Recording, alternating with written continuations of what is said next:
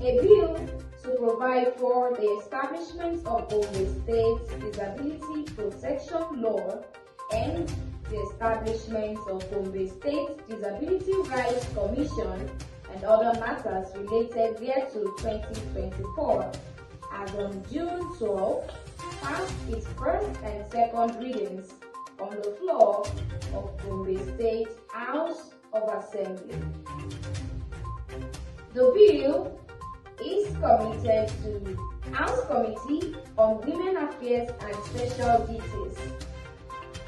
The House has allotted the committee 6 weeks mandate to scrutinize and report back to the House for proper passage into law. The bill was sponsored by Honorable Shuaibu Adamu Aruna, member representing Kwame East constituency,